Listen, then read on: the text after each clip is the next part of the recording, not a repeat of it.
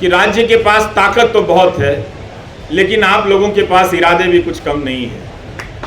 आप लोग याद कर रहे हैं उसे, इस 1000 दिन को आपने यूँ खाली जाने नहीं दिया।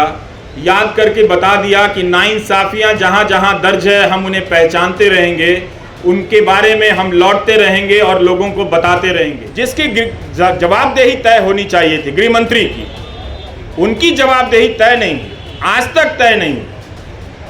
गोली मारने के जो नारे लगा रहे थे उनका मंत्रिमंडल में प्रमोशन हो जाता है। सुप्रीम कोर्ट को कहना पड़ा दिल्ली पुलिस से कि ये जो नारे लगा रहे हैं वो मेडिकल प्रिस्क्रिप्शन नहीं है।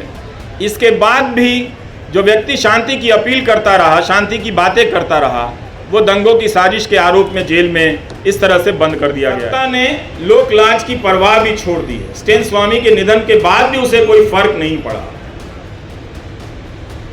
किसी बात का कोई फर्क नहीं पड़ रहा। यही आज की सरकार का उसकी समझ है या उसकी पहचान है। हम सबको ये नोट करने की बहुत ज़रूरत है। उन एंकरों को कुछ नहीं होता जो दिन रात दंगा फैलाते हैं, दिन रात अनाप शनाप दूसरे समुदाय के बारे में कहते हैं, लेकिन दंगा भड़काने के आरोप में एक पीएचडी के छात्र को सलाखों के पीछे भेज दिया गया, जिसके मामले में ट्रायल शुरू नहीं हुई है। अब उस कानून का खौफ मणिपुर में भी पैदा हो गया है।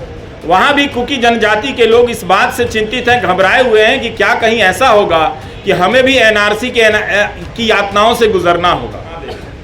गोदी मीडिया का एक एंकर रोज दंगाई मानसिकता फैलाता है, उसके खिलाफ कोई कार्रवाई नहीं हुई और उस तरह के एंकरों से किसी को देशद्रोही बना दिया जाता है। उस पर राज्य व्यवस्था और न्याय व्यवस्था उसे लेकर इतना क्रूर हो जाती है, कोई दया भी नहीं दिखाती है, उसका प्रदर्शन नहीं। प्रेस क्लब की ये सभा आश्वस्त करती है कि राज्य के पास ताकत तो बहुत है, लेकिन आप लोगों के पास इरादे भी कुछ कम नहीं है। आप लोग याद कर रहे हैं उसे, इस 1000 दिन को आपने यूँ खाली जाने नहीं दिया। याद करके बता दिया कि नाइंसाफ़ियाँ जहाँ जहाँ दर्ज है हम उन्हें पहचानते रहेंगे, उनके बारे में हम लौटते रहेंगे और लोगों को बताते रहेंगे।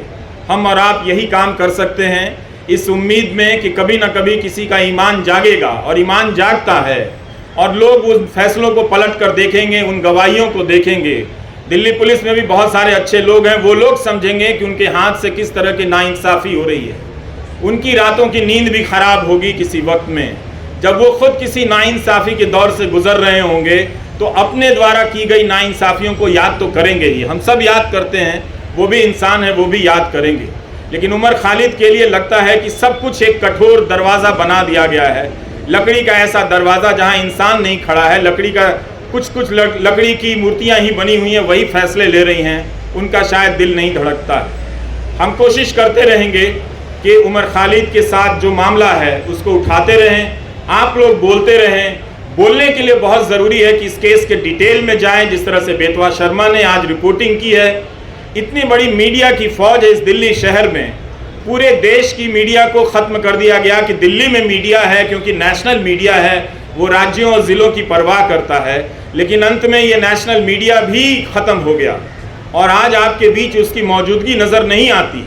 कोई हाथ उठाकर नहीं कह सकता कि हाँ वो यहाँ पर खड़ा है और उसके चैनल पर उसका लाइव प्रसारण हो रहा है। अगर कोई ऐसा है तो उसके लिए ताली बजा दीजिएगा, नहीं तो आप सब अपनी निष्ठा और अपने कर्तव्य निष्ठा के प्रति खुद ही ताली बजा लीजिए। आपके लिए तो कोई आएगा नहीं।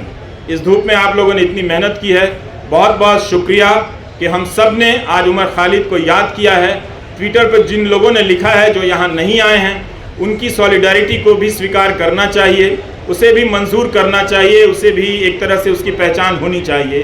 कैसे तमाम अनजान लोगों के ज़रिए भी ये बात दुनिया तक फैलती है कि एक नौजवान लड़के को, जिसकी पीएचडी चार्जशीट से पहले अदालतें उसकी पीएचडी पढ़ लें, तो उसके बारे में नज़रिया बदल सकता है। लोग देख सकते हैं कि वो एक छात्र के रूप में कैसा रहा होगा। उमर खालिद की दोस्त आकांक्षा अपेक्षा प्रियदर्शनी का मैं एक नोट पढ़ रहा था कि जब वो मिलने गई और उमर खालिद ने बताया कि कोविड के दौरान सुप्रीम कोर्ट के आदेश से कई लोगों को जेल से बाहर जाने की इजाज़त दी गई, और जब वो लौट कर आए तो उन्होंने पूछा कि आप अभी तक यहीं हैं। मतलब उस महामारी में भी किसी को ये याद रहा कि इस एक कोई उमर खालिद है जिसे बाहर नहीं भेजना है। उस महामारी में भी उसकी पहचान याद रखी गई उसकी निशानदेही को याद रखा गया। इस तरह की नाइंसाफियां जो एक आम कैदी को मिलनी चाहिए वो भी उसे नहीं मिलती नजर आ रही। ये बहुत चिंता की बात है। और जब तक ये है, अदालतों के मंच से बड़े बड़े न्यायाधीशों का बोलना हमें खाली सा लगता है, हल्का सा लगता है कि वे अंडर ट्रायल और अधिकारों की बात बहुत संजीदगी से करते हैं। कई बार ऐसा लगता है कि शायद वो बात कहने के लिए करते हैं, नहीं तो ये बात अपने फैसलों में ही पलट कर देख लेते कि जब सबके लिए वो फैसला हुआ था तो क्यों इस व्यक्ति के लिए, क्या वो व्यक्ति इतना ज़्यादा खतरनाक है। मीडिया अगर धारणा बना देगा, गोदी मीडिया का एक एंकर रोज़ दंगाई मानसिकता फैलाता है, उसके खिलाफ कोई कार्रवाई नहीं हुई और उस तरह के एंकरों से किसी को देशद्रोही बना दिया जाता है, उस पर राज्य व्यवस्था और न्याय व्यवस्था उसे लेकर इतना क्रूर हो जाती है, कोई दया भी नहीं दिखाती है, उसका प्रदर्शन नहीं करती है। हमारे तमाम न्यूज़ चैनलों के एंकरों ने बुलंदशहर के मामले में क्या हाल किया आप सभी ने देखा हो। वो कल्पना कर लेते हैं कि मूर्तियां जिन्होंने खंडित की वो किस समुदाय के हों, वो रिपोर्टिंग अब नहीं करते। इसी तरह से उन्होंने उमर खालिद के बारे में कल्पना कर ली और उसे वास्तविकता में बदल दिया। ये तो गनीमत है कि वहाँ की पुलिस डिपार्टमेंट को ये बात समझ में आ गई कि कुछ खतरनाक चीज़ें हैं। वो अपराधी पकड़े गए और उनके धर्म का नाम का धर्म कुछ और निकल आया। नहीं तो पता नहीं वो एंकर उस घटना के बहाने समाज में कितनी जहर और कितना आग फैला दिया होता, और किस तरह के खेल खेले जा रहे हैं इस तरह से। तो इन बातों को देखना है, समझना है कि उमर खालिद एक बहुत बड़ी साजिश का शिकार हुआ है, जिसके तहत तंत्र ने अपना पहला परीक्षण किया कि क्या किसी निर्दोष छात्र को इस तरह से चिन्हित कर, देशद्रोही बताकर, उसे एक तरह से देश के लिए खतरे के रूप में प्रोजेक्ट कर उसे जेल की सलाखों के पीछे भेजा जा सकता है। और ये उनका परीक्षण उमर खालिद के मामले को देखकर या भीमा कोरेगांव के केस को देखकर लगता है कि सफल हुआ। सत्ता ने लोक लाज की परवाह भी छोड़ दी है। स्टेन स्वामी के निधन के बाद भी उसे कोई फर्क नहीं पड़ा, किसी बात का कोई फर्क नहीं पड़ रहा। यही आज की सरकार का उसकी समझ है या उसकी पहचान है। हम सबको ये नोट करने की बहुत ज़रूरत है। उन एंकरों को कुछ नहीं होता जो दिन रात दंगा फैलाते हैं, दिन रात अनाप शनाप दूसरे समुदाय के बारे में कहते हैं, लेकिन दंगा भड़काने के आरोप में एक पीएचडी के छात्र को सलाखों के पीछे भेज दिया गया, जिसके मामले में ट्रायल शुरू नहीं हुई है और ना ही चार्जशीट वगैरह इन सब ये चीज़ें पेश हुई हैं, ना जमानत मिली है इस मामले में। तो हमें इस अंतर को पहचानना है कि कुछ लोगों को दंगा फैलाने की खुली छूट मिली हुई है, गोली मारने के नारे लगाए जा रहे हैं। वो कौन लोग थे जो इस कानून को लेकर आए और आज तक इस कानून को लागू नहीं कर सके। इस कानून को लागू करने के नियम तक नहीं बनाए गए, लेकिन 2019 के दिसंबर में आप जाकर देखिए लौटकर, तो इस तरह से सब कोई चिल्लाता था, चीखता था सरकार की तरफ से कि इस कानून को सूर्योदय से पहले ही लागू हो जाना चाहिए, ताकि दिन के निकलने से, सूरज के निकलने के साथ ही हम सब इसे लागू करें और देश को बचा लें।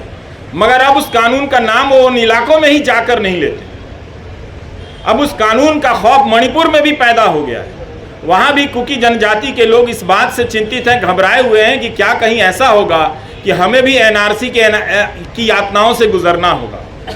तो मणिपुर को लेकर देख लीजिए या दिल्ली दंगों को लेकर, जिसकी जवाबदेही तय होनी चाहिए थी गृह मंत्री की, उनकी जवाबदेही तय नहीं, आज तक तय नहीं। गोली मारने के जो नारे लगा रहे थे उनका मंत्रिमंडल में प्रमोशन हो जाता है। सुप्रीम कोर्ट को कहना पड़ा दिल्ली पुलिस से कि ये जो नारे लगा रहे हैं वो मेडिकल प्रिस्क्रिप्शन नहीं है। इसके बाद भी जो व्यक्ति शांति की अपील करता रहा, शांति की बातें करता रहा, वो दंगों की साजिश के आरोप में जेल में इस तरह से बंद कर दिया गया है। तो इस 1000 दिन को आप याद रखें। ये 1000 दिन सिर्फ उम्र के नहीं हैं, ये 1000 दिन भारतीय नागरिक समाज, न्याय व्यवस्था की अफसोस के दिन भी हैं, उनके शर्म के भी दिन हैं। नमस्कार, थैंक यू।